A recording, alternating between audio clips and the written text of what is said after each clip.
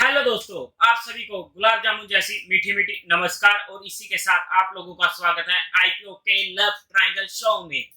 इतनी खुशी खुशी क्यों ना हो आखिरकार इतनी खुशी जब आईपीओ आ रहा हो, और आईपीओ भी इतना शानदार आ रहा हो जिसे देखकर दिल गार्डन गार्डन हो गया।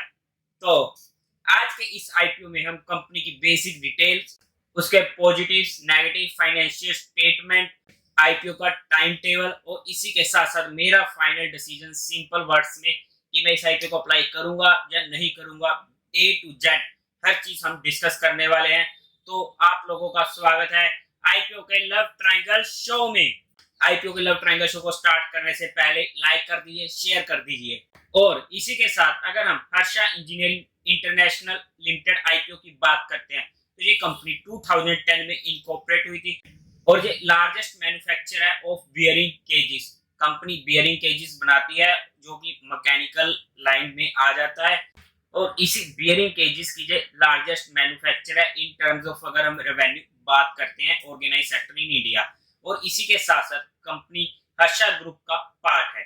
कंपनी के जो कस्टमर्स है वो 25 कंट्रीज में अवेलेबल है, और जो कि 5 कॉन्टिनेंट्स में आते हैं, जैसे कि north America, Europe, Asia, south Africa and साथ ही साथ अफ्रीका। इसी के साथ साथ कंपनी 2 सेगमेंट में काम करती है। जो इनका पहला सेगमेंट है वो आ जाता है इंजीनियरिंग बिजनेस का, जहां पर ये कंपनी बियरिंग केजेस बनाती है, चाहे वो ब्रास के हो, स्टील के हो, पॉलीमाइड मटेरियल्स के हो, कॉम्प्लेक्स स्ट्रक्चर से लेके स्पेशलाइज्ड प्रिसिजन स्टैम्प कंपोनेंट्स तक ये कंपनी बनाती है। और उसके साथ साथ belted assemblies, brass casting and cages and bronze bushing तक कंपनी मैन्युफैक्चर करती है। और इसी के साथ साथ इनका जो दूसरा बिजनेस आ जाता है वो आ जाता है सोलर ईपीसी बिजनेस। अगर हम इस बिजनेस की बात करते हैं तो ये company complete comprehensive turnkey solutions provide करती है to all solar photovoltaic requirement. और उन्हीं के साथ साथ ऑपरेशन और मेंटेनेंस सर्विसेज में भी, जो कि सोलर सेक्टर में चाहिए होती है, उसमें भी कंपनी पूरी की पूरी हेल्प करती है। और यही इनका दूसरा मेन बिजनेस आ जाता है। अब अगर हम 30 सितंबर 2021 तक बात करते हैं तो हर्षा इंजीनियरिंग ने मोर देन 7200 बियरिंग केजेस मैन्युफैक्चर किए हैं, और इसी के साथ साथ 295 अदर प्रोडक्ट्स अपने कस्टमर्स के लिए डिजाइन किए हैं और उन्हें मैन्युफैक्चरिंग किया है, चाहे वो ऑटोमोटिव में हो, रेलवेज में हो, एविएशन में हो, एरोस्पेस में हो, construction, mining, agriculture, electrical, electronics and renewable sectors. मतलब कि कंपनी का हर सेक्टर में पूरा का पूरा हाथ है और हर सेक्टर को पकड़ने की कोशिश कर रही है। और इसी के साथ अगर हम एडिशन में बात करते हैं कि लास्ट 3 इयर्स में तो कंपनी ने के जो प्रोडक्ट डेवलपमेंट हुई है और उनके इनोवेशन सेंटर्स में जो डेवलपमेंट हुई है वहां पर भी मोर देन 1200 प्रोडक्ट्स इन्होंने अलग अलग डिफरेंट बियरिंग टाइप्स के बना चुकी है। कंपनी के पास 5 मैन्युफैक्चरिंग फैसिलिटीज हैं, जिसमें से 2 इंडिया में है, एक चंगोदर में है और दूसरी मोरिया में है, जो कि गुजरात में है, अहमदाबाद के पास। और इसी के साथ अगर हम बाकी 3 यूनिट्स की बात करते हैं वो चांगसू, चाइना और रोमानिया में है। हर्षा इंजीनियर्स की खुद की ओन सब्सिडरीज हैं। अगर हम बात करते हैं चाइना में हर्षा प्रिसिशन बियरिंग कंपोनेंट्स कोल लिमिटेड, और उसी के साथ साथ यूएसए में अगर बात करते हैं तो HASPL अमेरिकाज कॉर्पोरेशन, और उसी के साथ साथ अगर हम नीदरलैंड में बात करते हैं तो हर्षा इंजीनियरिंग BV, और इसी के साथ साथ इनकी एक स्टेप डाउन सब्सिडरी है रोमानिया में, हर्षा इंजीनियरिंग यूरोप SRL। ये तो भी कंपनी के बारे में बेसिक डिटेल की कंपनी काम क्या करती है और कंपनी के मेन यूनिट्स कहाँ हैं वगैरह वगैरह जो हमने डिस्कस कर लिया है। अब इसके बाद अगर हम कंपनी की कॉम्पिटिटिव स्ट्रेंथ्स की बात करते हैं, मतलब कि इसके पॉजिटिव्स को देखते हैं, तो पहला पॉजिटिव, कंपनी के पास एक diversified suit of precision engineering products हैं, वो भी अक्रॉस जियोग्राफिकल्स भी है और इसी के साथ साथ एंड यूजर इंडस्ट्रीज में भी है। और दूसरा, लॉन्ग स्टैंडिंग रिलेशनशिप्स है इनका क्लाइंट्स के साथ। तीसरा, इनकी जो लोकेशंस है, जो इनकी फैसिलिटीज है वो स्ट्रेटेजिकली काफी ज्यादा अच्छी जगह पर लोकेटेड है, और इसी के साथ साथ जो इनके वेयर हाउस वगैरह है या प्रोडक्शन फैसिलिटीज है स्ट्रेटेजिकली बहुत सही जगह पर ये लोकेटेड है। और फोर्थ, इनका जो एक्सपर्टाइज है वो टूलिंग, डिजाइन, ऑटोमोशन, डेवलपमेंट हर चीज में परफेक्ट है। पांचवा, इनका जो ट्रैक रिकॉर्ड है, जो फाइनेंशियल परफॉर्मेंस है वो भी एक्सीलेंट है, जो हम बाद में देखने वाले हैं। और इसी के साथ साथ लास्ट, इनका जो स्ट्रॉन्ग एक्सपीरियंस्ड और इसी के साथ साथ डेडिकेटेड सीनियर मैनेजमेंट टीम है और क्वालिफाइड वर्क फोर्स भी है। अब अगर हम कंपनी के फाइनेंशियल्स की तरफ नजर लगाते हैं तो सारी की सारी फिगर्स करोड़ में होने वाली है। 31 मार्च 19 में अगर हम टोटल सेट्स की बात करते हैं तो 195 करोड़, 2020 में 973 करोड़, बड़ी अल्टीमेट हमें इंप्रूवमेंट जहां पर देखने को मिली है। 2021 में 981 करोड़ और 31 मार्च 2022 में 1158 करोड़ के यहाँ पर टोटल एसेट्स हमें देखने को मिले हैं। इसी के साथ साथ अगर हम टोटल रेवेन्यू की बात करते हैं तो 2019 में 117 करोड़, 2020 में 899 करोड़, 2021 में 876 करोड़ और इसी के साथ साथ अगर हम 31 मार्च 2022 की बात करते हैं तो वहां पर 339 करोड़ रहने वाले हैं। और वहीं पर अगर हम प्रॉफिट आफ्टर टैक्स की बात करते हैं तो 19 में इनके पास लॉस था, वो भी 27 करोड़ का। और उसी के बाद अगर हम 31 मार्च 2020 में बात करते हैं तो कंपनी लॉस से प्रॉफिट में आ चुकी थी, जहां पर हमें 22 करोड़ का प्रॉफिट देखने को मिला।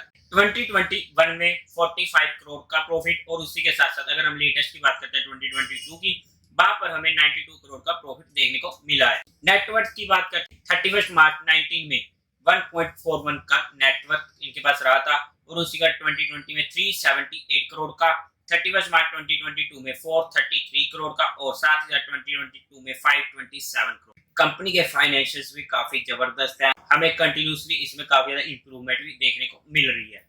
अब अगर हम कंपनी के ऑब्जेक्टिव्स की बात करते हैं तो सबसे पहला ऑब्जेक्टिव रहने वाले इनको प्री पेमेंट और शेड्यूल्ड रीपेमेंट करनी है कुछ पोर्शन का जो कंपनी ने बोरो किया हुआ है और उसी के साथ साथ इनको फंडिंग कैपिटल एक्सपेंडिचर में रिक्वायरमेंट चाहिए मशीनरी को परचेज करने के लिए। थर्ड इनका होने वाला कि इंफ्रास्ट्रक्चर रिपेयरमेंट के लिए और रिनोवेशन भी करनी है अपने एग्जिस्टिंग प्रोडक्शन फैसिलिटीज की जो कि इंडिया में भी इंक्लूडेड है और उसी के साथ साथ जनरल कॉर्पोरेट पर्पस। अब अगर हम कंपनी के टाइम टेबल की बात करते हैं तो आईपीओ ओपन होने वाला है 14 सितंबर, क्लोज होगा 16 सितंबर, अलॉटमेंट स्टार्ट होगी 21 सितंबर, रिफंड मिलने स्टार्ट हो जाएंगे 22 सितंबर से, आपके अकाउंट में शेयर क्रेडिट हो जाएंगे 23 सितंबर को इफ अलॉटेड और उसी के साथ आईपीओ की टेंटेटिव लिस्टिंग डेट है 26 सितंबर की। अगर हम आईपीओ के लॉट साइज की बात करते हैं तो रिटेल कैटेगरी में एक लॉट 45 शेयर्स का रहने वाला है जिसकी अमाउंट हमें पड़ने वाले 14,850 रुपीस। एक लॉट से अप्लाई करने का कोई फायदा नहीं है क्योंकि ये आईपीओ इनफैक्ट रिटेलर्स में छोड़ो एचएनआई में भी ओवर सब्सक्राइब होने वाला है। अगर हम स्मॉल एचएनआई की बात करते हैं तो वहां पर हमें मिनिमम 14 एप्लीकेशंस लगानी होगी जहां पर 630 शेयर्स हमें अलॉट होंगे और अमाउंट पड़ने वाली उसकी 2,07,900 की। अगर हम बिग एचएनआई की बात करते हैं जहां पर हमारे पास शेयर क्रेडिटेड होंगे 3,060 और अमाउंट पड़ेगी 10,09,800 की। प्री इशू शेयर होल्डिंग रहने वाली है इसकी 99.70% की। और इसी के साथ अगर हम कुछ अदर डिटेल देखते हैं तो 10 रुपीज पर शेयर का जहां पर फेस वैल्यू रहने वाली है, 340 से 330 की बैंडविड्थ रहने वाली है, हमें तो अप्लाई करना है 330 रुपीज। 45 शेयर का एक लॉट होने वाला है। अगर हम इशू साइज की बात करते हैं तो 755 करोड़ का टोटल साइज होने वाला है जिसमें से 455 करोड़ का फ्रेश इशू होगा और 300 करोड़ का ओएफएस होने वाला है। बीएसई एनएसई दोनों पर लिस्टेड होगा। अगर हम कोटा की बात करते हैं तो क्वालिफाइड को 50%, एचएनआई को 15% और इसी के साथ साथ रिटेलर्स को 35%। कंपनी के प्रमोटर की बात करते हैं तो राजेंद्र शाह, हरीश रंगवाला, विशाल रंगवाला और इसी के साथ साथ तिलक शाह कंपनी के प्रमोटर होने वाले हैं। अब हमने कंपनी के बारे में हर चीज जानी। कंपनी काम क्या करती है, टिक। कंपनी के पॉजिटिव्स क्या है, टिक। कंपनी के फाइनेंशियल्स क्या है, टिक। कंपनी का टाइम टेबल क्या है, टिक। अब अगर हम इसके नेगेटिव की बात करते हैं, फिलहाल तो अभी तक मुझे कोई इसका नेगेटिव नहीं दिख रहा है। अब अगर नेगेटिव नहीं दिख रहा है तो मैं कहां से आपको धक्के से कर दूं कि ये नेगेटिव रहने वाला है, क्योंकि अगर हम वैल्यूएशन भी देखते हैं तो वहां पर भी हमें कंपनी ने अच्छा स्कोप छोड़ा है। अगर हम आज के दिन इसका जीएमपी भी देखते हैं ना, वो भी 65% के करीब चल रहा है। अब मेरा फाइनल डिसीजन, अब मैं तो देखो इस आईपीओ अगर आज की सिचुएशन में बता दूं, मैं इसे इजीली एचएनआई कैटेगरी से अप्लाई कर रहा हूं। मतलब कि अगर मैं डिफेंसिव इन्वेस्टर हूं तब भी मैं इसे एचएनआई कैटेगरी से अप्लाई करने का पूरा प्लान बना चुका हूं। अब अगर एचएनआई में बनाए तो हम रिटेलर्स में भी इजीली अप्लाई कर सकते हैं। इस आईपीओ में घबराने की बात नहीं है। पहला आईपीओ टिक किया था, हमें अच्छा प्रॉफिट मिला। दूसरा आईपीओ हमने अप्लाई किया, हमें अच्छा प्रॉफिट मिला। तीसरा आईपीओ हमने क्लियर कट ना बोल दिया था, हमने नहीं अप्लाई किया। अब जब लिस्ट होगा उसका भी हमें पता लग जाएगा। लेकिन जे आईपीओ अभी तक का जो ये नया सीजन शुरू हुआ है अभी तक का बेस्ट आईपीओ रहने वाला है। और अगर बाय चांस मार्केट में कोई कुछ ऐसा हो जाए कि या फिर कंपनी के साथ कुछ ऐसा हो जाए कि इस आईपीओ में मुझे दिक्कत लगी, तो मैं आप लोगों के साथ डिस्कस कर दूंगा, आप लोगों को वहां पर बताने की कोशिश कर दूंगा, चाहे वो मैं चैनल पर आपके साथ जो रात को शो आता है वहां पर करूं, चाहे फिर मुझे रील बनाकर करना पड़े, बट मैं वहां पर आपके साथ डिस्कस कर दूंगा। बट मेरी तरफ से ना ये आईपीओ ऐसा है जो बूम बूम पटाखा कर सकता है, इसलिए हम इस आईपीओ को इग्नोर नहीं कर सकते हैं। और ये मेरा पर्सनल डिसीजन है जो सिर्फ एजुकेशन और लर्निंग पर्सपेक्टिव के लिए। आपका क्या डिसीजन है, आप इस आईपीओ को अप्लाई कर रहे हो या नहीं कर रहे हो, तो मुझे एक बार कमेंट सेक्शन में जरूर बताएं। और इसी के साथ साथ इसी तरीके से बहुत सारे आईपीओ आ रहे हैं। अगर आपके पास डीमेट अकाउंट नहीं है तो आपको डिस्क्रिप्शन में एक लिंक मिल जाएगा जहां से आप डीमेट अकाउंट खुलवा सकते हो। उम्मीद है आप लोगों को ये वीडियो पसंद आई होगी, तो इस वीडियो को लाइक करें, शेयर करें और चैनल को सब्सक्राइब करें। Thank you very much.